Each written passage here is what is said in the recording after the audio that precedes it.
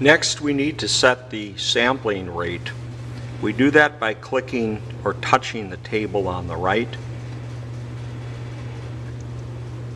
And you'll notice that there are 3 window possibilities here. Any 2 that we set will automatically set the third. This is samples per second, so let's say we want to change samples per second. Right now it's 10, but we want to change it to, let's say, 60. So we just touch on it and the keyboard opens up. We can backspace to get rid of the 10 and we can make it 60. And then we can come down here and change the length. Let's say we want to not go for 15 seconds, but to go for 2 hours. So we touch here again, you notice, or 2 minutes, let's say, and we can change it to minutes. And that automatically determines a second. We're taking 16.67 milliseconds to take one sample. So once we have this set up, we just click OK again. And now we're really ready to take data. We have our sensor set up, we have our sample rate set up, so then we go and we touch the chart icon here. And now you will notice that it's ready to take data for a period of 2 minutes on the x-axis, and then there's the voltage scale on the y-axis.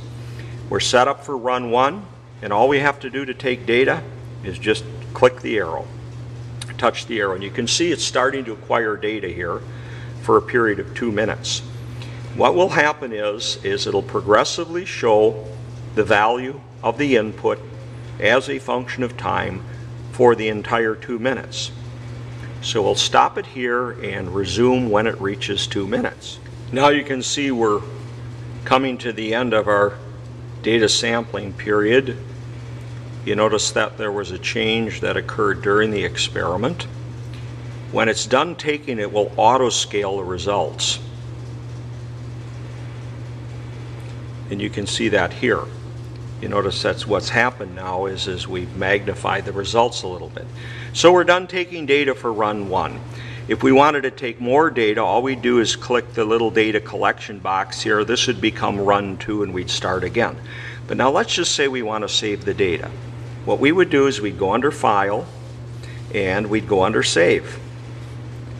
And it'll come back and you notice there's an untitled name up here if we touch it. The keyboard will come up again. We can backspace this out and we could say test 1. And then we click save. What this is going to do is it's going to take this data and save it in the form of a text file saved as test 1. If we come over to and touch the next tab, what we can see is this is the tabular form of the data.